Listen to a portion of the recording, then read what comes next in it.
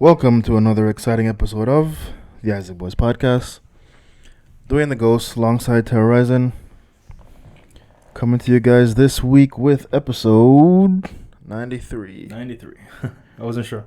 You wasn't sure? I Really? wasn't sure. These actually, I think the video podcast does help with that. Yeah. Makes keeping track of these things because with the new season and everything, can have an idea of how many we did already. So it's it helps. But yeah, coming off of yet another great week, Very stellar week. as we like to say here on the podcast. But it's actually, as much as it sounds like a broken record, it's stuff's getting better. Stuff keeps getting better. I mean, and I think we're very, what's to say? The word I'm looking for. Humble is not the right word, but we're very modest with our success. Like we're not celebrating prematurely or over exaggerating or anything like that. I think we're having, good success. There's still a lot more areas in which we can grow. Still so much room for growth, yeah. But with what we have, it's definitely being maximized, I think. Definitely being maximized, and there's still room for growth. There's still a lot of room for growth, and even though we're not exactly where we would like to be, I still like the position that we are in. Yep. And I mean, like this past week, we had birthday party that happened. Yep. Which kind of mixed with the UFC, which is fun, which we'll get into. Yeah. But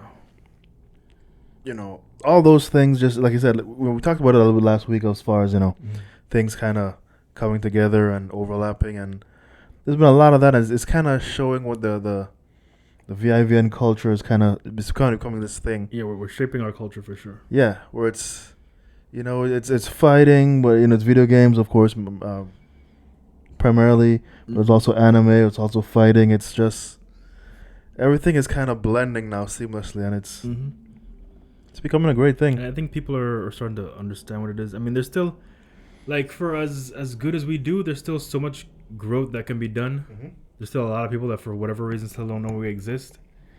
And that has a lot to do with our marketing. Yep. Had a lot of those conversations this week. A lot of those conversations this week. A lot of things that we're going to be doing moving forward to help that situation. We actually have we're going to be in a publication sometime soon. Yeah. Recently, there's going to be a write-up on us in a very, I guess, it's not really well known per se as like in our demographic, but it's helping us spill over to another demographic that I think could be helped. Because, we talked about, tapping into the tourist market. And this week we definitely did that. I think we're going to be doing that in a major way with this publication because it's, It's one of those that's circulated, throughout a lot of... you know what I'm trying to avoid saying, but... I do, but... it's going to be in a lot of the, like the yacht clubs. The yacht clubs, the Ritz-Carlton. It's circulated through those places, so draw your own conclusions on that one. But, but definitely tapping into the right demographic, I think. Especially for like the the tourists and stuff like that. So I think that's going to be good for us. Yep. It's going to be great. Hopefully it's going to go as well as I think it will, and then puts us in an even better position. Yeah. But just kind of going over this week, like I started saying, we had the birthday party, which was honestly one of the better ones for me, and I know you missed it, but and let me tell you that day in general was a lot of work, but it was definitely a busy day because we had some of our normal customers, so much so that some of our normal customers spilled over into the birthday. Of course, we keep them separate, but we had that, and we also had some new customers as well. That end up being a birthday party coming up next month. Yep. On that, and so it was great. And like I said before, with the the UFC watch party, kind of being mixed with this, because I mean, the birthday party, I mean, they were down, they were watching the fights, so it was just fun watching the fights with a whole new crowd. I mean, it wasn't a pay-per-view. Mm-hmm. So it was, more of the quieter UFCs. But, but it ended up being, for a lot of people that, not, new to, not hip to UFC, haven't watched it, or know what it is, getting to watch them experience UFC for the first time, and, it's always fun. all their comments and everything, it was great. It was a lot of fun. Yeah. I rather enjoyed it, so it's good, man. Yeah, the lounge keeps trucking along. We keep trying to come up with different ways to innovate, different ways to keep improving the product. We don't want to get stagnant. Mm-hmm. And it's very in this kind of thing. It's very easy to get stagnant. In terms of games we have available, in terms of getting our usual customers. And just rolling with that. Services we offer, things like that. But it's always good to try to improve on every aspect of our business. We always try to improve on. Mm-hmm. And I want us to never get complacent. I'll always remember that. Always keep that at the forefront to always be improving. Because just having that mindset has changed so many things about what we do here, and for the better. And I want to keep doing that to keep improving. You know what I mean? 100%. Because we are gonna be making some major changes to the look of the room, one of the rooms, there. Which we actually started already. Adding some new decoration pieces. We added some new decorations with that for those of you that probably haven't been to the lounge for a while. Definitely, you can come and check that out. But we don't do it yet because there's actually a lot more going up. Yeah, there's gonna be some major. Well, it's gonna be done in stages. Unfortunately, we would like to do everything one time, but there are gonna be some major changes. We're gonna be adding like a new area. Not really a new area, but a new station. Yeah, a new station. It's gonna be pretty much priced as like a premium station, but it's just a way to help the workflow a little bit better. Yeah, because with certain groups, when they get too big, for that front room, it becomes a bit much. Yeah, and I get that they're trying to be get the biggest bang for their buck and try to make it very cost effective, doing it on the standard stations. But when your group is a certain size, it almost you almost have to do the premium station. You have to do the premium side because it's too much over there. Yeah, and they almost take over the whole room, and it becomes too much of a thing there. But yeah. Mm-hmm. So we are going to be introducing a new station. I guess you can. I don't know. We could probably call it the group station. I don't know, because we could always. I mean, I know we were setting it up for Nintendo Switch. But we could also move. Yeah, we can put everything over there. Put everything over there. You can put the Xbox Series X over there. You can put PlayStation over there. Whatever. And you can bring your own console and set it up over there too. Mm-hmm. So that was just gonna help the flow a little bit better. I think that's gonna be great. Also adding some new decoration pieces to the TV. Mm-hmm. Making that whole space more enjoyable. It's gonna be the premier area for bigger groups, I think. Mm-hmm. As it should be. As it should be. It's a bigger space. So even more so than the premium area, which is right now the more group friendly space. Mm-hmm. This is gonna be even more so. Yeah. And once we get it. Once we get everything done to that area that we wanted it to be done, it's gonna be it's gonna really set the lounge off and make it put it in a elevate it even more so than what it is, which I mean, we're already we're already in a good spot. We're in a good space, yeah. Everything looks great. Anybody comes in and sees is gonna be blown away. But which with all the new people we had this week, everyone was totally blown away, totally excited about the look and feel of the lounge, and got a ton of questions as far as who designed this place and where all this stuff comes from. That's always one of the more interesting questions we always get is who designed this place and stuff like that, because it's us. It's us. I mean, it's and that being said, I still feel like it's there's still more that could be done to it. Because if we had an unlimited budget, we know this place would look phenomenal. 100%. But we don't. Just make the best of what we got. Make the best of what we got. Which is cool. I mean, I just can't wait to see it, man. I think it's gonna be, it's gonna really turn things around here, and like you said, with the bigger groups, I like to see them utilize that space a lot more. Which I'm wondering if we should set a limit to that, but we'll talk about that off air. Yeah, we can work out all the details. Yeah, so much more to discuss there, but getting back into talking about improving our product. We are gonna be getting back to doing more events. Yep. And we touched on it. With COVID and everything, it kind of slowed us down. But yet again, looks like we're on the other side of this whole thing. So it looks like people are saying whatever they want to say, whatever. But I think we definitely, the numbers have been, plummeting. Mm-hmm. Not just here, but stateside as well. I think it's worldwide. Worldwide, we're kind of at the end of this. A lot of places have removed their mask mandates, which I just can't wait till we do that. I can't wait for that happens. And that being said, like you were saying, we are going to start moving into doing our events again. Mm-hmm. And that's all our events where we talk about our, our launch parties. We want to get back to those especially. I think those we can do, fairly easily. There's a lot of events that we used to do back in the day. Our core events, I would say, that really was the foundation of VIVN when we first started. Like you were mentioning, the launch parties. This is things that we just kind of did on a whim. Just like we had no idea what VIVN was or anything, and we just kind of started doing these things, and they were successful. Mm-hmm. So now that we actually do have a following, I can only imagine, what we could actually put together. Yeah, how much better these events can actually be. Not just because we have our own place now, but the look of the place and everything. There's not a whole lot of decoration that needs to be done. Minor things here, just some kind of themed stuff, and good to go. We'll roll out with stuff like that, and I think that'd be great. I think that's, an area that we could definitely improve on. Mm-hmm. Getting our events up and running again. Back, yep. Again, and of course, we did stop doing the events because of the whole COVID situation.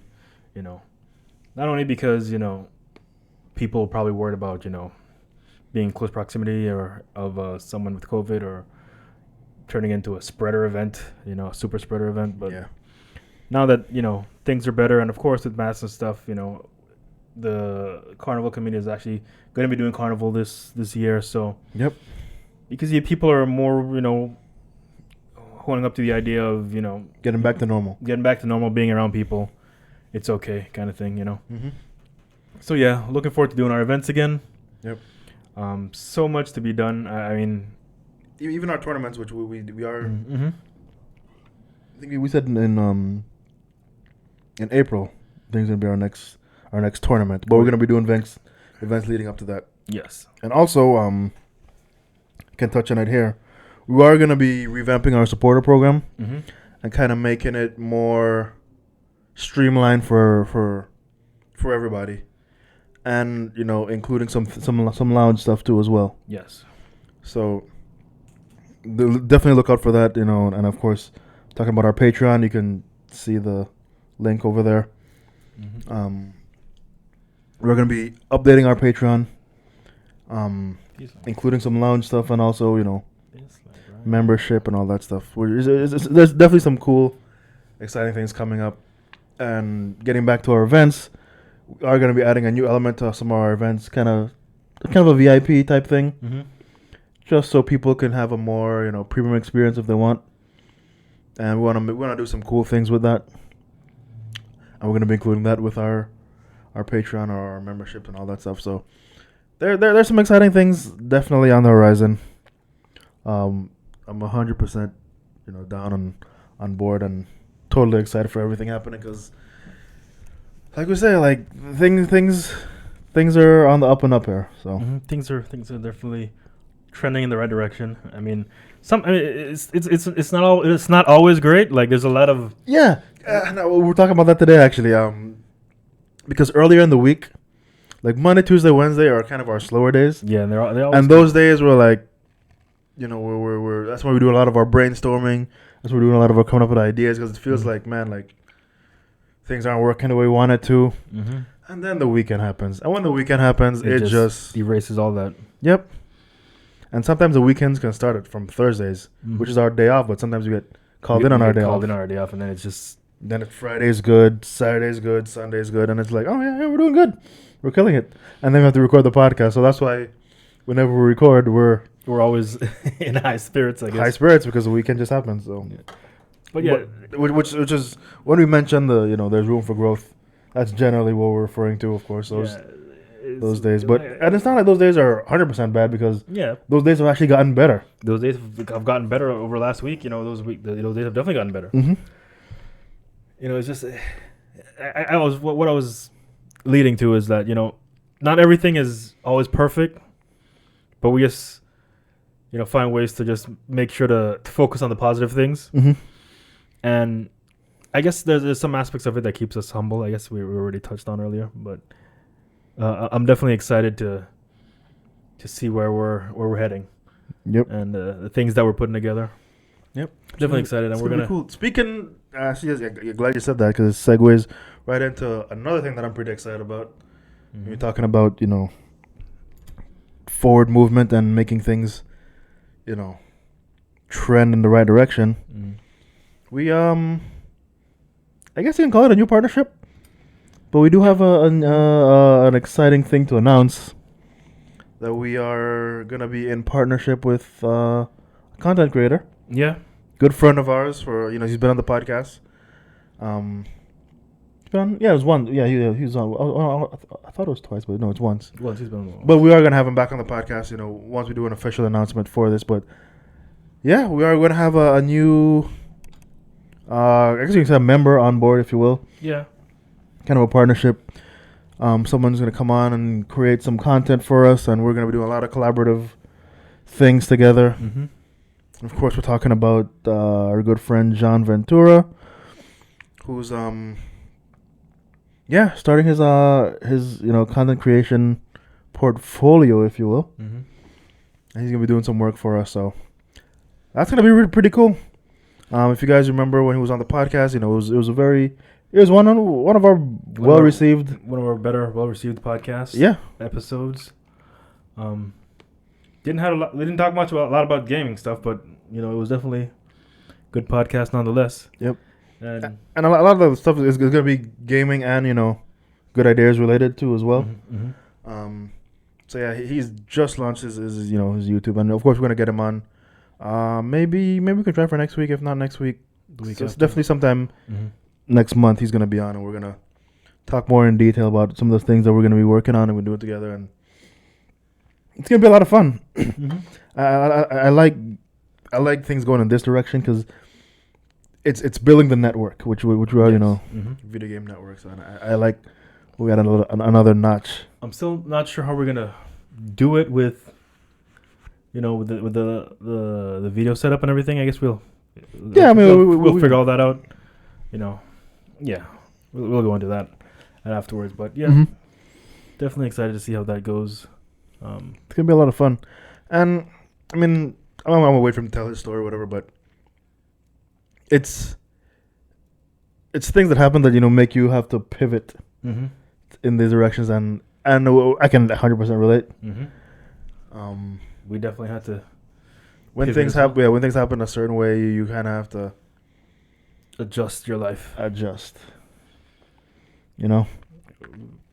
it's I know we touched on it last week. About finding your thing and everything, but one thing I would say is that in life, like suffering, and for as much as we try to avoid it, it's a big part of life. It's part of the process. It is part of the process because without suffering, you don't know, you can't really make improvements. Mm-hmm. Which people talk about you're either winning or you're learning. That's definitely true. Because if you're just winning all the time, you're not gonna make any adjustments. Nope. Like if COVID didn't happen, we didn't get a halt to our income or anything like that, we would still be working somewhere, and this would probably be still a thought in our head, still a dream every day going to work. Like, man, if we could only if we could only pinch a couple pennies together to save a few more dollars to do this. So exactly. So it's hard to think about suffering in a sense that it's a positive thing because nobody likes to go through hard times. Nobody likes the challenge of trying to figure out what it is they want to do when when there's a loss of a job or there's a loss of a loved one or anything like that. But it's those pivotal moments that I think define us and shows us whether we're gonna be something great. So yeah, step up and be great, or we're just gonna fall to the wayside and let life dictate where you fall. So I'm definitely proud of definitely proud of John, and of course we're gonna touch more on it when he comes on and everything. But I guess you can consider that a good idea. Yeah. Learning to cope with suffering, with changes, with change. Because suffering. I mean, you could use that word suffering, but it's not suffering unless you allow yourself to suffer, in a sense. You know what I mean? I mean, yes, by definition it is technically suffering. Initially, it feels negative. Yeah, but going through the challenge of it, but you gotta learn how to use that again, like you said, as a learning experience, and maybe not so much use that word suffering because it has such a bad connotation to it. Mm-hmm. But when it's part of the process. When these experiences happen, treat it like an RPG, pretty much. Yep. When you go through something, you get XP. You get experience points. So the tougher the battle, the more experience points you get. You know what I mean? And the more experience points you get, the more you level up. And that's essentially, it's life. Leveling up. If you stay at a certain level, you don't. If you just walk around the marketplace and you don't fight the slimes or whatever, you'll never level up. Mm-hmm. You'll always stay base level. You know what I mean? You'll never be able to fight the final boss. There you go. So just gotta work on leveling up. And there's your good ideas. So, but yeah, I'm totally excited about that partnership, and I do look forward to others like that, because there is another potential one kind of like that as well. That's it's right there, and I think it's marinating. It's definitely. I've already put the bug out there. I already put the Yeah, and basically, last conversation I had with other individual, it's just a few more things to work out, but I think it's pretty much done. So it looks like we're building a stable of content creators, which is great. Which is great. So if you are a content creator and you want to be part of the network, we welcome it. You can definitely hit us up on our Facebook, on our IG, email us, hit us up on our website, all that good stuff. So we are open to working with content creators. Yep. To kind of build this, to kind of build a network and kind of give nerd culture a shot in the Virgin Islands. Yeah, exactly. Because it's a thing, and like a lot of people, I think a lot of people are surprised by how much of a thing it is. Us, not so much, but it's when people come here and they see people playing video games and stuff like that, and they're like, seeing kind of what we put together, and they're like, wow, people are actually coming here to enjoy this kind of stuff. Is like, it's actually a thing. You know what I mean? Yeah. And I got a lot of thank yous this weekend. Like people like, thanks for putting this place together, because young people don't have anything to do, and especially here in the islands where it's And that's essentially what we're trying to do. We're just trying to. We spoke about it last week a lot as well. We're just trying to create a place, a safe place for people like us. You know what I mean? And there's an idea or a concept that people just have in their mind that that you have to have money to come here and play. Kind of thing. It's not necessarily the case. Yep. If you want to come and just hang out, you can come and just hang out. We do have people that do that. We welcome that 100%. But I think that there's a lot of people that don't know that. Yeah. We got to figure out a way to get that across to people. This is the hangout. You can come here and just hang out. If you're bored, you're stuck at home bored, on your day off, and you have nothing to do, pass through, hang out, see what we're doing, see what other people are doing. This is kind of what we do here. Yep. And it's just a safe place to hang out, share ideas, talk. Yeah. All the nerd stuff that we like. So. Most definitely. So we're gonna keep this this train rolling, and I look forward to everything that's gonna happen this week and all the great things. But there are a few game releases this this week and last week, I guess. Of course, the major one that everyone's talking about, which I'm gonna touch on a little bit. We're gonna touch on a little bit later. Elden Ring, of course, has been the big release. Everyone's just losing it over this game. It's kind of polarizing, because I'm seeing more positive than negative. But I think the negative is just people either not understanding that it's a Souls game, or not understanding the how Souls games work, or people that just want to hate on it. But it's overwhelmingly positive. The reviews and feedback people are getting. It's crazy. It's But what else we got? I mean, other than that, I mean, there's a couple other games. There's Shadow Warrior is coming out. Is it today? Tomorrow. Oh, there you go. Shadow Warrior 3, which for most people, I think there's a lot of people that are probably not familiar with that Shadow Warrior. But we do have a couple of friends that know Shadow Warrior. I did see someone in the Discord mention that they already have it pre-ordered. So yeah, and we have friends that are into Shadow Warrior from the beginning. Yep. First Shadow Warrior. There's a lot of cool lines that even to this day I still say from the first Shadow Warrior. Mm-hmm. Just fun things to say. So there's that. There's also I think there's a DLC coming out for Ghost Runner. Mm-hmm. For that game. There's a DLC coming out for that. And this week we also have Gran Turismo 7. Coming out this week, huh? March 3rd. I've been kind of waiting to see, what the game's actually going to bring. Because it's kind of PlayStation's. It's PlayStation's Forza for the most part. Yeah, but not Horizon, but more the Forza Motorsport. Yeah, falls under that. So I'm interested to see how it's actually gonna play and how it's because this is the first next gen Gran Turismo. So it has a lot riding on it. So hopefully PlayStation knocks it out of the park. But it's hard to compete with Forza. Believe it or not, I mean I just haven't been seeing the buzz that you would think would go like you would think being another PlayStation exclusive that they put behind it. I haven't seen, a lot of the PlayStation marketing I've seen was for Horizon, which is I think we touched on last week or the week before or whatever. By the way, great game. That game, it's definitely I don't see how it's not a 10 either. Horizon, that game is one of the most beautiful games I've seen. As far as next gen games, that game is. Oof. PlayStation doing what PlayStation does. Yep. Throwing out those great AAA titles that we love so much. So. But yeah, Gran Turismo is coming out. Next week we have a whole other set of goodies. Not really. Actually, yeah, there's one biggie coming out next week, which we will get into when that time comes. But yeah, Elden Ring. This is the. I mean, the build up of the hype of this game has been crazy throughout the months, the past couple months, and now throughout its development, it's been once it was announced, people were excited. Once the gameplay trailer came up, people were blown away and just loved it. Especially if you're a Dark Souls, fan, people were just ready for it. People were salivating for this game for a long time. And granted, we never really played those games for the most part. That being said, I have looked at a lot of gameplay for Elden Ring.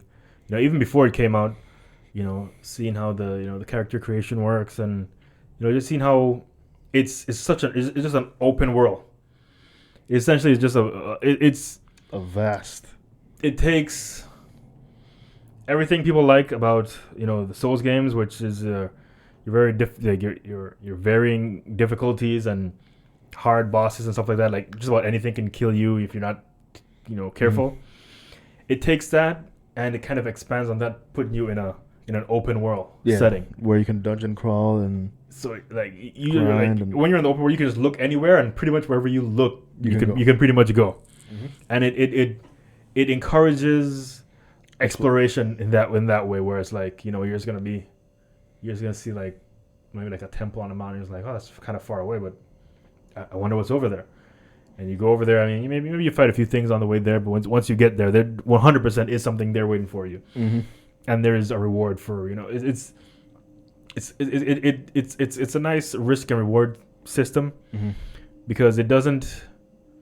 The next thing is I'm not sure how the enemy scaling is, but from what I understand, is like you can go over there and find things that are way out of your level, and you're gonna have to like get out of there and come back, kind of thing. It's like it's just such a nice open world and seamless, very very seamless as well. Very seamless. And I didn't even realize because I guess I never really followed a lot of the what the game's about and all that kind of stuff or the story because there is their own overall story as well. Mm-hmm. But the different types of classes that I saw, that was I didn't even know all those were available. The character creation is pretty in depth, I would say. You can do some pretty interesting things with that. Yeah, you can there's you can make samurais, you can make magic users, there's hand-to-hand users. It's just, and there's like, I was thinking, okay, maybe there's like maybe 3 different classes kind of thing. There's like 5 or 7 or something. There's a lot of different classes which I didn't even know. But yeah, I mean for those of you that are probably playing this game right now, you're probably like, yeah, this you know everything that we're saying, and even more, probably more than even we know about this game. But yeah, the hype is real, and it's like when I look on my playlist, like my friends list, there's a bunch of people playing this game. Yeah, and it's very interesting to me. Yeah, it's because it's not one of those games that you can just on first glance know like what makes it so great. It's more of an experience. Yes. And getting a chance to see the game, like footage of the game and watching people play the game, it's definitely one of those games that's could definitely like it's taking you out of whatever challenges you have, and it's putting you in this world that's just so vast and so almost limitless to the experiences. It could definitely be one of those life-consuming games, which it's making out. Because there's a lot of replay value as well, because like I mentioned, the different classes, different difficulties, and there's what makes these kind of games great is like the different secrets. There's different, I guess, secret dungeons or secret, and how they do the story. You're not gonna have long cutscenes and stuff like that. They tell the story kind of in the game, in a sense. So, and it's not again, they're not beating you over the head with the story either. It's just kind of open to explore. Like if you want to know more, you can know more, but you don't necessarily have to, kind of thing. So, yeah, some people are calling this game a masterpiece. Again, I'm yet to experience the game, so I'll reserve my judgment. I almost regret not doing a launch party for it. Yes, we definitely should have done a launch party for it. And maybe even though it's not too late on launch date, we could probably do something for because a lot of our launch party games are not going to be on. It's not going to be on launch date per se. It's going to be like the week of the launch kind of thing, and we still kind of have time to do it. But it's just the market. We're not going to get the marketing out in time, I don't think. It depends on when we do it, but it's something we can definitely discuss. But Elden Ring, man, it's a game that people are. It's consuming lives right now. I'll put it that way. Yep. And maybe we'll get Wolfman on here, and he can. Yeah, there's a guy that can definitely break that game down for you. But oh yeah, very cool. Also, this week, is it this week coming up? Yeah, I want to say it's this week. Batman. Yeah, Batman's coming out this week. Yeah, Batman is coming out this week. So that is something to look forward to. There you go. New Batman movie, of course, starring Mr. Twinkle himself, Robert Pattinson. Bobby Sparkles there. Yeah, there's because I've seen a lot of trailers, and I was feeling good about this movie for a long time. But the more trailers I'm seeing, I'm like, I don't know. Really? The more the least trailers, the least I know about the movie, I was more happy for it. But the more trailers I see, I'm like, I don't know if I like his Bruce Wayne. Yeah, I get where you're going with that because he doesn't look Bruce Wayne, but I think there's a reason. Not just the look. There. It's year one, all that good stuff. Year two, actually, but yeah. I don't know, just some of his lines in some of the trailers and stuff, and him talking, I'm like, doesn't give me Bruce Wayne vibes at all. And I'm like, I'm interested to see how it flows together in the movie. See how that relationship of him being Bruce Wayne and his relationship with Alfred, how that works. Because that's actually, that's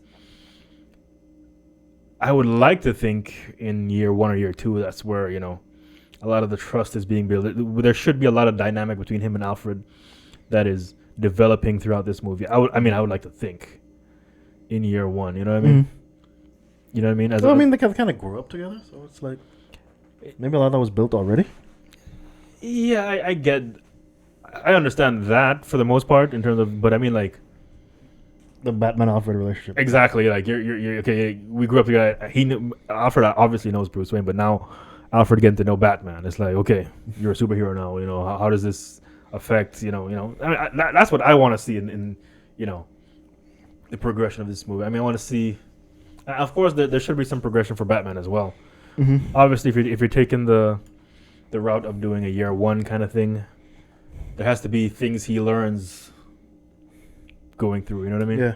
And based on some of the trailers and based on what I see, this the direction this movie going, it's definitely more of a thriller / mystery type movie, and rightfully so. Batman being a detective, Exactly. and they're pushing this more serious tone with Batman. So I think Riddler was a good choice.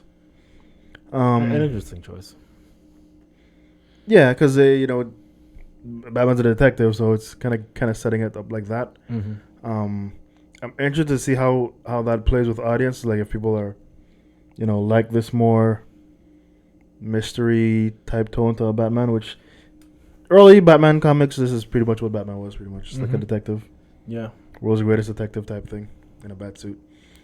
But that's the nice thing too. Like because it's early on in the career, I'm interested to see the I don't know. I guess like you said, it is year 2, not year 1. But like in my mind, it's like, okay, if you're going early Batman, you got to go early Batman. So him and the cops shouldn't be seeing eye to eye right now. You know what I mean? There should be that relationship should be built as well. His relationship, Commissioner with Gordon and all that stuff. Like it shouldn't be. I don't know. I mean, it might, from the trailer, it seems like it's already established.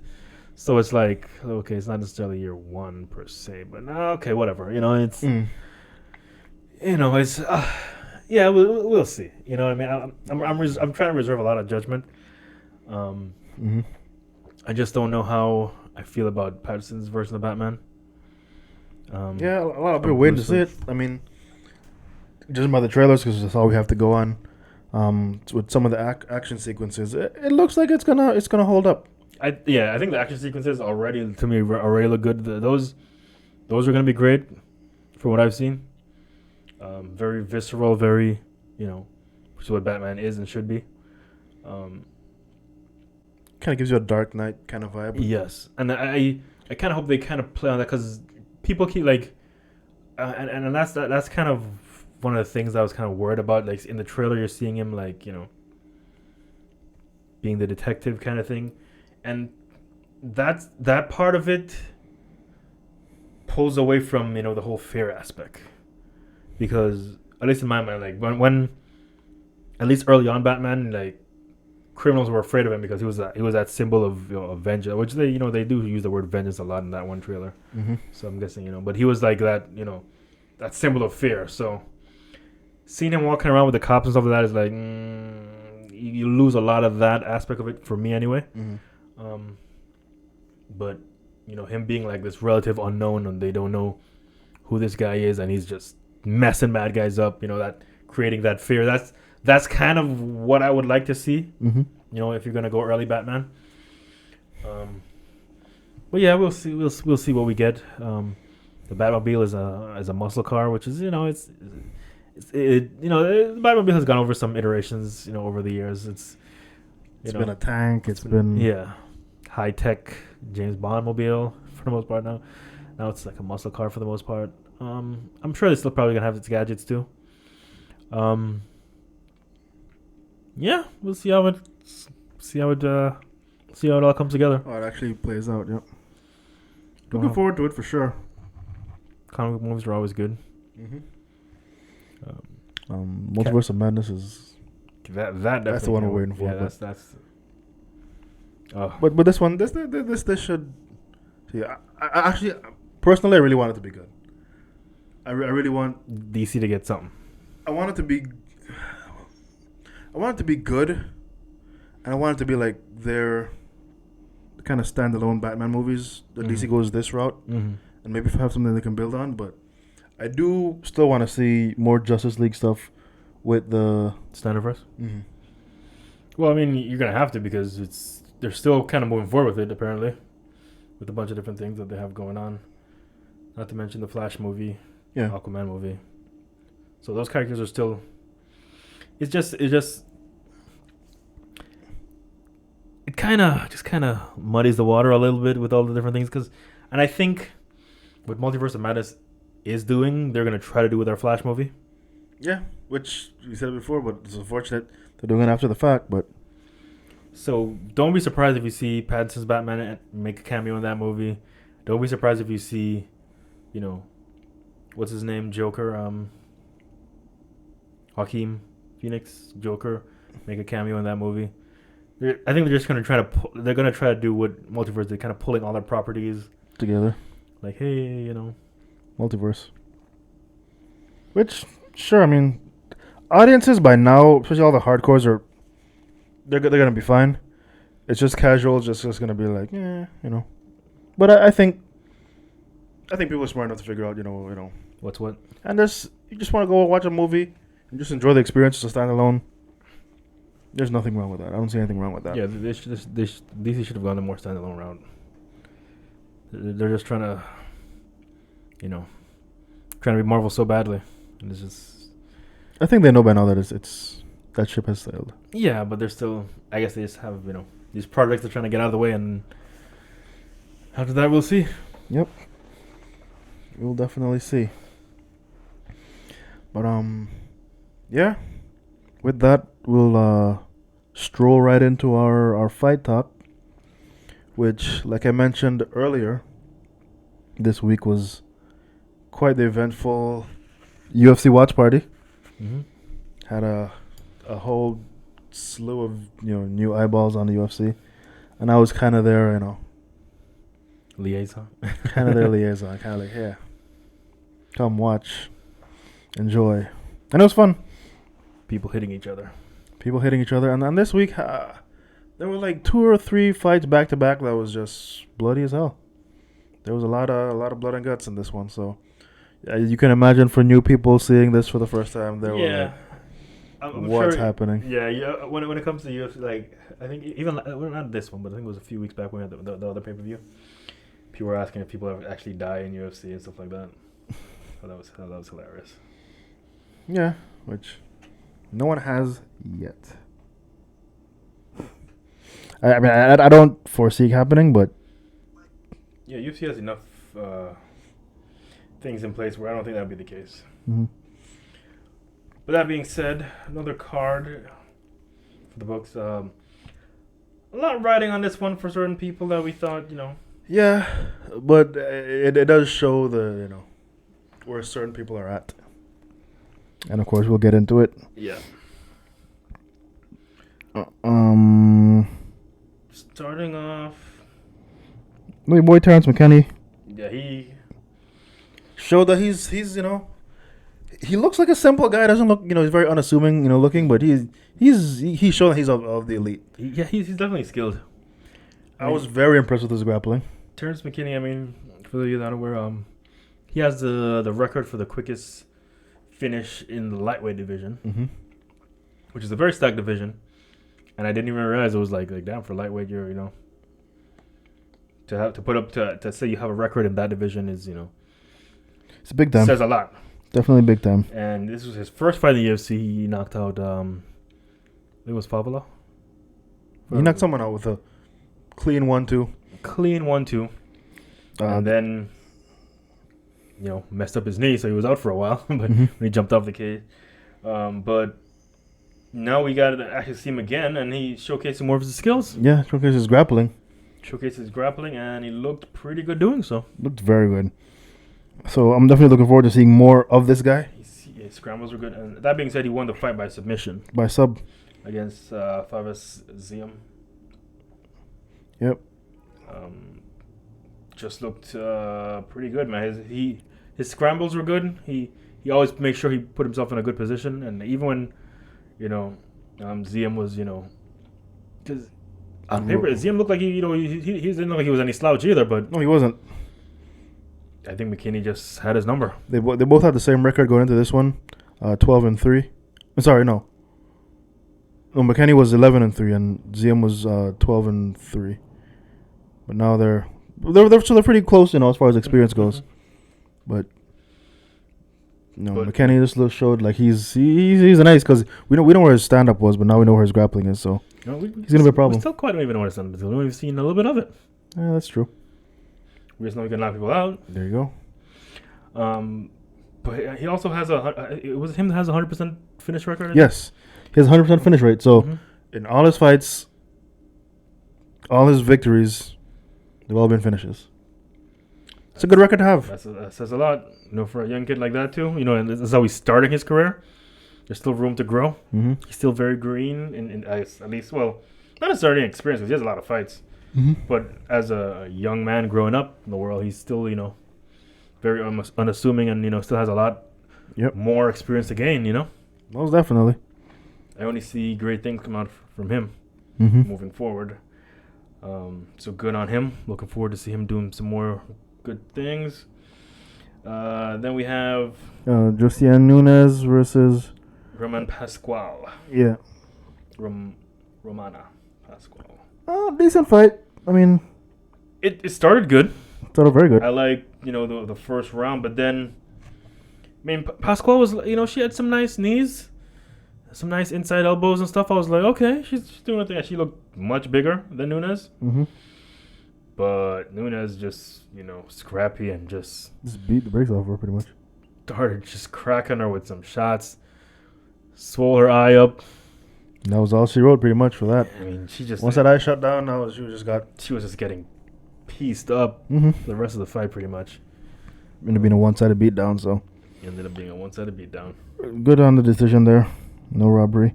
Mm-hmm. And then... Unanimous decision. Mm-hmm. And then Rong Zhu versus Ignacio Bahamondes, which is a fight we're looking forward to. Mm-hmm. Bahamondes is, he's that guy. He's a scrappy guy, and he has some skills to back it up. Mm-hmm. And he definitely showcased it in this fight. He won the fight by submission, which was his first submission. First submission victory, but he grabbed the head and grabbed the neck, and he was tight. It was tight, and it was right away. I mean, Rong Zhu came to fight. You could see that. I was very surprised with his body language and how game he was. He was showcasing that he's no slouch, and he's like I said, here to fight. He was here to win too. He was there was some showboating in there a little bit. He was trying to you can see with the pink hair and him kind of he's trying to make a name for himself. Taunt to the crowd. Yeah, he's trying to build his brand a little bit. Yeah, and maybe focus a little bit too much on that. Because the fight for the most part was kind of back and forth for a little bit. Like, I mean, Bahamondes was winning, but then Rong Zhu was he got some good shots in there. Mm-hmm. But in the end, again another late finish for Bahamondes. 2 fights in a row now where he's finished the fight in the last round. Mm-hmm. So that the good thing about last round finishes is like it's exciting all the way through, and then you get something to cap it off instead of like a quick finish. It always makes for a good fight. Yeah. And Bahamondes does not disappoint. Does not disappoint in that regard. And then we had 3 fights that were just bloodbaths. Well, not all of them were bloodbaths, but there was some significant bleeding in the next 3 fights, which is Armin Petrosian versus Gregory Rodriguez, which was interesting because Petrosian his nickname was Superman, and Rodriguez's nickname is RoboCop, so it was pretty much Superman versus RoboCop. Great fight, decent back and forth. Petrosian got cut with I don't know what it was. Well, he had a lot of blood come out of his mouth. And then he did manage to land. I think it was an elbow or something that got Rodriguez cut under his eye as well. So both guys was pretty bloody coming to the end of that fight. Decent fight all the way. It could have gone either way, but Pastrana did enough to win. I'm sure RoboCop thought that he wanted to, but it wasn't a robbery. And then the bloodiest fight of the night was a lightweight fight. With another Armin, with Yeah, one is Armin and one is Arman. Yeah. It's interesting too, guys. The same name back to back. Versus Joel Alvarez, which this fight was a great fight for as long as it lasted. Both guys very scrappy, but then, Armin he got the better of Alvarez. He caught him an elbow that definitely cracked his nose bridge, and it was the most I've ever seen a nose bleed, because it was just running, unstopping, just flowing out of his head, just painting the ring with blood. It was pretty bad. Luckily, he got out the first round. They clean him up as good as they can, which the cut man just was more focusing on the nose, and you could tell that his nose was really bothering him. So I'm pretty sure it was broken, because even his cut man was like kind of put up. You could see him like wincing, so you could tell he was in a lot of pain. But they didn't even clean off his back. His back was still covered in blood going back out there. Usually they wipe you down. They wiped on the front, but his back was still covered in blood. And he went back out there, and it was he got cracked on it some more, obviously, and he got down and just got ground and pound on that already damaged nose, and it was just leaking profusely, which was for a lot of people watching UFC for the first time, it's pretty bad. They were like, just stop the fight. Just like, why isn't the fight? And you could tell that the referee wanted to stop it because he was bleeding so much. But every time we told him fight back, he would move, he'd do enough just to kind of keep it going a little bit longer. But as soon as he rolled over to his belly, the referee said, "No, we don't know this is enough of this," because he was bleeding pretty bad. And then we had a women's flyweight fight. Ji Hoon Kim versus Priscilla Cachoeira. There you go. Brazilian chick versus Asian. South Korean, actually, I think. Yeah. Korean. Kim kind of gave it away. But. Yep. Good fight. I honestly thought it was closer than they made it seem. To me, Kim did enough to win, in my opinion. Although she didn't win, I felt Kim did enough to win, because I think she won the first 2 rounds. She was more measured. She did her thing. She kept a measured approach. You can tell the Brazilian chick, she wanted to land heavy, do damage. But the first 2, like I said, I give to Kim. But then I think it was coming to the end of the second, she got cracked with an elbow. Kim did, inside of her face, and she was just leaking. And chick saw that, and that was just a target. She started throwing a ton of elbows in that 3rd round, trying to open that up and do more damage. And she was evading most of the damage for the most part, but she was still getting cracked. So she got beat up pretty bad in the 3rd round, and I think that's what ultimately won her the fight. Because I think the second round was close, but I want to say they gave it to her because there was a damage done at the end of the second round. But good fight nonetheless. Again, very bloody. Good fight though. And then Wellington Turman versus Misha Sirkanov. Misha, great fight for as long as it lasted, I guess. Both guys were pretty well matched. Wellington just you can see that he's going to be a problem in that division. He's definitely on his come up, doing work, and he got Misha with a pretty. I don't sound like I'm shitting on Misha, but he's a pretty basic armbar. Like, it didn't have any basic armbar, still an armbar. Yeah, still no, but I mean, like, the setup and everything was pretty like entry level jiu-jitsu type stuff. Like, not saying that Turman is his jiu-jitsu thing, but it just shows that his basics are so high level that it caught Sirkanov, and he tapped immediately. So it was either very tight or Misha didn't want his elbow broken. Can't blame him. Or shoulder, which you're gonna be out of commission for a long time to repair that. That's gonna be a problem. Affects your ability to make money. So yeah, sometimes people want to give people shit for tapping early a lot of times, but you can't. I honestly can't. You can't blame people. Nope. Especially when you got the rest of your career to think about. You got the rest of your career to think about. You gotta think about how you're gonna make money. The upcoming months if you're out sitting out with injury, you're unable to fight, you're unable to bring in an extra check, whether win or lose. You know what I mean? Just sometimes it's in. That's it. You got me. All right. See you next time. Yep. And then of course the main event, which I was looking forward to. Yeah, all night. we definitely were. I mean, Bobby Green, they definitely pushed him a lot. You could see that. Okay, everyone's behind him now. Everyone's behind him. Fans now. behind him. The UFC's behind him now. Yes, we got a star, and if he had won this one, his star would have been. His star could have been so high. Yeah, and it was. There was enough things in place set up that if he did win, the UFC was poised and ready to capitalize on his success. Mm-hmm. They set it all up. I mean, the unfortunate thing is he didn't win, but I still think Islam Makhachev. I still think he doesn't lose much. He doesn't lose much because there was so much build up. You get to hear his story, about his, his mother that was on drugs, and his dad that was into the gang life and stuff like that, and he learned very early on that life is no joke and life is rough, and there's things you're gonna go through, but how do you handle those things? So he, from a very early, he was 5 when he realized that life is no joke, which was like, wow. If that's what you're experiencing at 5, that says a lot.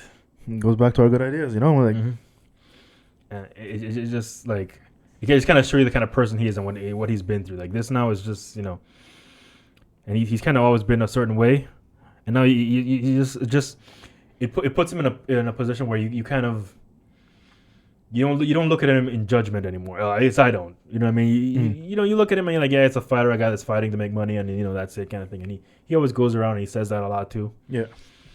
But then now when you kind of hear his stories, like, okay, you get it. You know what I mean? Get it. He's had a kind of a raw deal growing up. You know what I mean? And he's for the most part turned it around for himself. Mm-hmm. So that in itself says, a lot. That's why every time he gets on the mic, he's always talking about, no matter who you are, you can, you can do whatever you want. You can do whatever you want. You can change your situation. But he always talks about that. And you can say that everybody does, but coming from him now, you understand why. You get a better appreciation for it. Yes. So definitely, I have so much more respect for him just in the build up. Mm-hmm. They did a lot of build up for him on this one, and I'm glad they did. And it makes you kind of wonder how many other stars like that there are out there that probably just don't get it. It just takes that one performance, and now the machine is behind you, as they like to say. Mm-hmm. And the machine is definitely behind Bobby Green. I think he definitely deserves another main event. Yeah, he's definitely main event now. Yes. The UFC see they see that, even though he doesn't want to he doesn't want to fight another main event. They ask him about it, and he says, like, honestly, like he just wants to fight and get out of there, because as the main event, you gotta kind of wait. He just wants to fight and get out of there. So he doesn't want another main event, but obviously all the interviews and stuff like that, he doesn't. More money, more problems, man. That's what it comes down to. You want more money, you got more things on your plate. So unfortunately, he lost, but everyone's still hyped for this guy. He's still definitely a star, and stepping up the way he did on 10 days' notice for this fight, when everyone else said, obviously said no, just shows the kind of character he has. And he says now he felt him. He knows what he's doing. He sees, like, he knows Islam's game now. He says, with a full camp, he can be better prepared. And I believe him. Mm-hmm. Islam, on the other hand, he's Islam. He's definitely, he's feeling himself, and rightfully so. Like, he's like, I told you guys, it's gonna be done within 2. And he was right. He did it within 2. Did it within the first one, actually. Mm-hmm. Didn't even make it to 2. And he was like, a lot of the questions that were asking him was like, was he surprised by anything like that? And he was like, I want to be respectful to this guy. You know what I mean? He stepped up, but and it's like, yeah. I mean, it kind of lets you know what those guys are. Those guys are no joke. Mm-hmm. Dagestanis. Yeah, and you got to with him now, and it's obviously the way Khabib fought and the way he's fighting now. You kind of get a sense of their game too, where they're kind of changing the game in the sense that before with grapplers, you never want to be out in the open with grapplers because they'll take you down, and you wanted to get to the cage to get back up, kind of a thing. But with the Dagestani grapplers now, they don't shoot out in the open. No. They back you to the cage and then take you down. Where the cage is before what used to be what you used to get back up. They're getting you there. They're using that to get you down. So, because usually with wrestling, with Greco and all the freestyle, it's usually a pushing motion to get you down. mm-hmm. With these guys, it's a pulling motion. Get you to the cage and they mm-hmm. scoop your feet from underneath you and all that. So they're definitely changing the game for sure. And Khabib looked huge. Khabib he's getting fat. He's living the good life now. He's turning into his father. Yes. I was watching him. I was like, yeah, he's pretty big. Then I saw the interview he did. I was like, oh yeah, he's very big. And even Bobby Green saw him when the cage and they kind of had a moment. Bobby Green was like, wait, you used to be 155 or like? And then they both laughed about it and everything. But yeah, Khabib's huge one. Khabib is also big on Islam and says Islam is the elite of the elite. And there's levels in this game, and no one's on his level. He's gonna show that. So we'll see. I mean, Islam he's proving it. He just inches you back. As soon as you get too close to the cage, they're gonna shoot in and get their hands on you. And once that happens, you're going down. And once you go down, they use their feet very well to lock you up. Mm-hmm. And in this case, Islam just rain ground upon. So which is what I mean. Say what you want about him, but that's the kind of grappling I would prefer to see. Yeah, take you down and move towards the finish, whether it's a grapple, or submission. Yeah, submission or those guys, that's what they do. Even Hamzat, same style. You know what I mean? Mm-hmm. It's just that it's game changing. It is game changing. People will you either adapt to it or you learn to do it. You know what I mean? Left behind. It's interesting. It's gonna be cool. Now Islam, of course, is talking about him getting the next title shot, which right now in that current division, you're looking at Justin Gaethje versus Oliveira. So whenever those two settle their differences, they're saying Islam is next. It's gonna be interesting to see. Honestly, I think he matches up good. I mean, obviously, I think Justin Gaethje, I think he can. He'll probably beat Gaethje. I think he can probably beat Gaethje. If you look at how easy Khabib beat Gaethje, I think it's gonna be more or less that kind of a fight. Mm-hmm. The fight I do want to see, of course, is Oliveira. Because with Oliveira, I mean, I honestly, personally, I think Islam can beat Oliveira, and I think he will beat him. But with Oliveira, why he has a chance that it's more intriguing is that Oliveira is not going to mind the takedown. Nope. Because he's a, jiu-jitsu. Mm-hmm. Doesn't matter where the fight takes place, Oliveira is going to be somewhat ready for it. Mm-hmm. So that's where it's like, is Oliveira going to be good enough on the ground to submit Islam? I don't think striking-wise he's going to be able to hurt him. Or not even submit. Well, striking-wise, I think he can hurt him. But I don't think when it comes to the submission aspect of it, he's gonna be the one on bottom. So it's can he get a submission from bottom versus that style of wrestling, that style of grappling. That's what I'm thinking about it. That's where I'm interested to see, because if Oliveira's on top, then Oliveira can get the submission easy. But can he get the submission? I mean, he can. He's shown that he can. Mm-hmm. It's just interesting to see where the fight is, because standing, if obviously Makhachev is going to be waiting to get his back to the cage. Get back to the cage to take him out. Out in the open, though, like, Oliveira's no joke, striking-wise. Yeah. He's going to, so try to piece him up. So if you're interested to see, because if Oliveira start taking a back step, he's in trouble. Mm-hmm. Oliveira's going to have to walk forward. He's going to have to be aggressive with his striking to the point that even if he does get taken down, he's going to be good. To rely on your jiu-jitsu. But we'll see. Then there are talks about Conor coming back as well, too. I've heard that. In that division, which I don't know why. To make more money, of course, sure. But the level of competition Conor has to fight now is just like... Hey, I think the next big pay-per-view, like our friend Jason Farr says, I think Conor versus Bobby Green. It's a no-brainer. I don't know about it being a no-brainer, but I think it would be a good fight. Yeah, definitely. I wouldn't. Yeah, definitely wouldn't call it a no-brainer because it's like there's so many other things you could do. But that's because it would be good because both guys would understand the game and they would make it interesting. But there's no built-in storyline like right now. Like these are two guys that really haven't really talked. Nothing. Yeah, there's no storyline. Yes, but with two mouthpieces like that, a storyline can be built. First press conference, you have your story. Yeah, very first press conference. But the day you announce that fight, you do a press conference like the next day. Start building it from then. Because that to me that fight that's a great fight.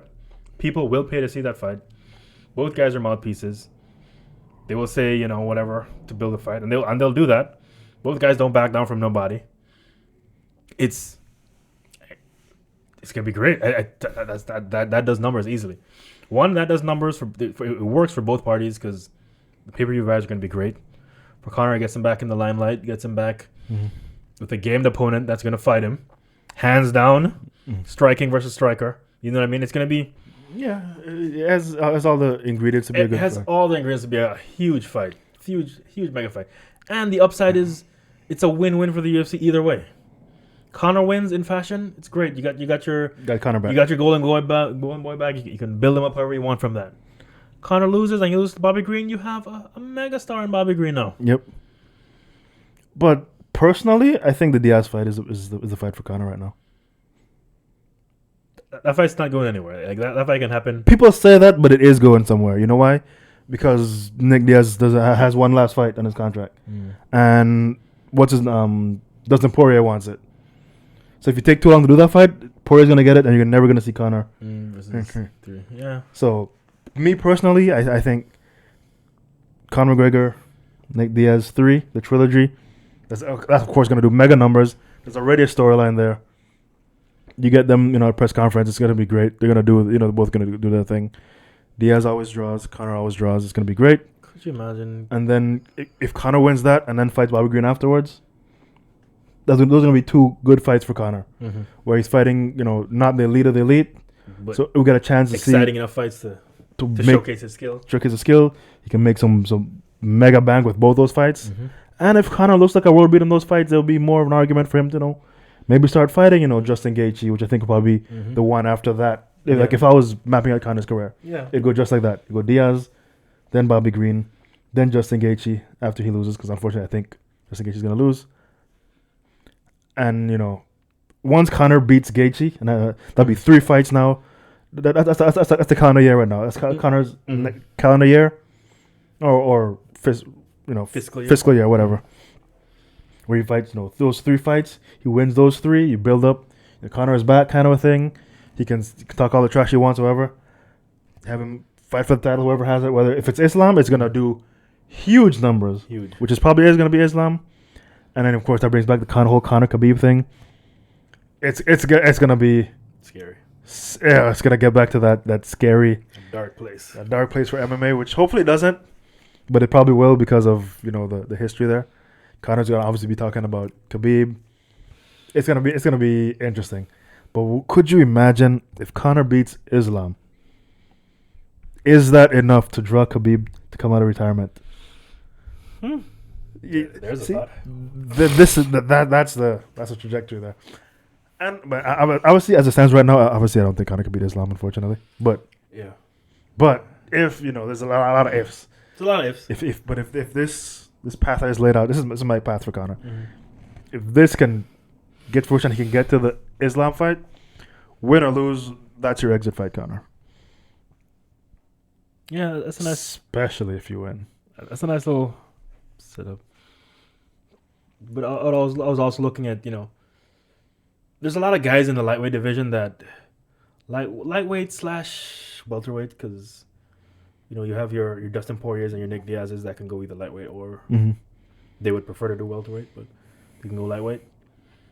I'm thinking Bobby Green could fight any of those guys and probably do some good numbers. Yeah, him and Diaz would be a great. Could you imagine Bobby Green and Diaz? But Diaz is gone. Yeah, Diaz is not doing a whole lot of fights after that, but that would be a great fight. The same guy. It's the same guy, you know what I mean? It's like a passing of the torch, or establishing yourself as the guy of that. That could be for a BMF title. That could be for a BMF title. 100%. That would be great. I think they should do one BMF every year. Yeah, why not? And don't make it that it's a belt you have to defend, but just like It's a these good are the time. guys that have been in the BMF. Two guys, whoever it is, they fight for them. You did it once, might as well keep it going. Yeah. It shouldn't be a belt where like, oh, this guy's the BMF champion. Mhm. It should be more of something you earn.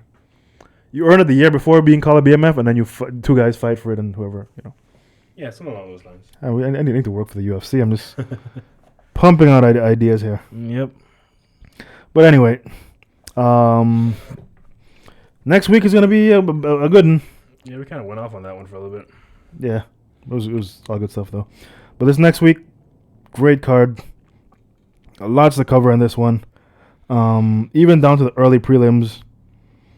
There's you got Tim Elliott fighting. You got Brian Kelleher, who's the rapper. He's fighting. He's fighting Khabib's cousin, who's 13-0. Gonna be interesting. Got a lot of people from Khabib's camp fighting in this one. You have what else you got on there? We got they're starting the fight off with Justin Jacoby, which should be good. There you go. Does you know what kind of? Marion Ferrio. Mm-hmm. Against Jessica Ai. Yep. I haven't seen Jessica Ai in a bit, so let's see where she comes back. What Where she's at? Against Ferro, though, I'm sorry. I think Jessica Ai might be on her way out. Hate to say it. But We'll see. and then you have Kennedy. I can't pronounce the name. Who's that? Kennedy Zakuiwu. I don't know. He was also really good. Light heavyweight prospect. I'm not seeing that on this, but whatever. He's in the prelims. Oh, got you. Definitely a good prospect there to see. Mm-hmm. Yep. So looking forward to seeing him Looking fight. forward to see him. What else we got on there? Oh, the main event, Jalen Turner. Jalen Turner versus Jamie Malarkey. Yep. I think that's Turner all the way. I'm sorry. Yeah, Turner got that. That's a build-up fight for sure. Then the main event, of course, is just all bangers. Yeah, the main card. The main card is just all Stacked, bangers, just stacked from top to stacked. bottom. You got Greg Hardy fighting. Greg Hardy versus Spivak. Yeah, and coming off a loss, I don't know. He's gonna Mhm. come out with more of More chip on his vigor. shoulder. Mhm. We'll see what happens. Boy, Kevin Holland's fighting. Mhm. Alex Oliveira. Should be a good one. That should be a great fight. Got Edson Barbosa fighting Bryce Mitchell. Bryce Mitchell he's just such an interesting guy. Mhm. Such an interesting character. I mean, he's as redneck as it comes, and he owns up to it. He does not care. He's that guy, man. He's You need more characters. In the you need UFC. more characters, and he's definitely one. He has no he trains like very redneck, very backwoods training, but his grappling is on point. Like he has twister setups, and you don't see twisters that often, but he goes for it, and he has good hands too as well. Him against Edson Barbosa is gonna be such an interesting fight. But Edson is just an elite striker, and this may be the fight that Bryce runs into where he's gonna see like, okay, maybe I need to get a legit camp and get things going. But we'll see. We'll see how good he actually is. But his grappling is pretty good. And then Rafael Dos Anjos versus Rafael Fiziev. Rafael versus Rafael, or Rafael versus Rafael, as I like to say. Rafael versus Rafael. There you go. That's gonna be an interesting one. It's the co-main too. That's. I think they're setting that up for Fiziev, kind of take the torch. But Dos Anjos has been a guy that's just always been around, always been tough to get rid of. And I would like to see him go for another run because I think he just still has a lot to offer the sport. So. Apparently, they were asking him to cancel his fight and step up to fight Makhachev, and he turned it down. There you go. There's a lot of people that turned on that fight. Mhm. I heard. Makhachev is dangerous, and then of course The main event. the main event, the one we've been waiting for a long time, this heated rivalry, this bad blood between Kobe Covington versus Jorge Masvidal. And there's we can go into so much on these two. You know, the history behind them, and I highly recommend watching the countdown. Countdowns are usually pretty decent. This one does a very good job of documenting everything that happened between these two. You seen it right? Yeah. It does a very good job of documenting from the beginning. Like, these guys have been they were friends for a long time, and longer than I even realized. Like, they were friends even before before Covington got into the UFC. These guys were boys, and you know, things went south for whatever reasons. There's both of them are saying different reasons. Some say, you know, it was when Kobe started to get shine. You know, Masvidal didn't like the fact that Kobe was getting all the shine. Masvidal saying, you know, Kobe stiffed some of his trainers. That because when Kobe came into American Top Team, Masvidal kind of took him under his wing. You know, he lived with him. All Masvidal's personal, you know, like striking coaches and different coaches, he gave them to Kobe, and Kobe never paid him. Never paid those guys, even when he started making it, you know, big time, whatever. According to Masvidal, anyway. So that's where, you know, that's where the bad blood kind of started, and they kind of went, you know, their separate ways. Both of them actually got kicked out of American Top Team. Which most people didn't know that. The people were saying it was just Kobe, but it was actually both of them. Interesting. But Masvidal being a lovable guy that he is, like the coaching staff would go to Masvidal house to train Masvidal. That's how much he was loved. And Lambert was like, you know what? Instead of having my guys have to always go or whatever, just bring him back. Just bring him back. This goes to show you. So I'm gonna post it in our UFC chat that we have on WhatsApp. But yeah, definitely check out that countdown. It does a good job of documenting, a pretty good job of documenting like everything that happened between these guys, their career, how parallel it was, both of them coming up at the same time. Get in the habit of posting the countdowns just to hype up the the watch parties. Yeah, watch parties will be lit. Watch parties are always lit, but yeah, there's a lot to cover there, and it's gonna be interesting. I can't wait for the first press conference because we've never seen these guys, the two of them, in the same room at a press conference setting where they, going back and forth on each other. You always see them, one to do an interview, other one to reply on something else, or they did do an interview together, but they put one in the same room. I think that's coming out really soon. There's a clip of it out already, but I definitely want to see the rest of that. Yep. With Stephen A. Interesting. Yeah, there's a Stephen A. interview between the two of them. I like Stephen A. A lot of people don't, but I do. He's a polarizing figure. He is. But yeah, this one's gonna be a good one. This one is gonna be exciting stuff. Definitely can't wait. Definitely looking forward to that. For sure. But yeah, we'll cover it. We'll watch it. We'll bring it back to you guys next week. And I think that will just about do it for us here on IBPC for the podcast.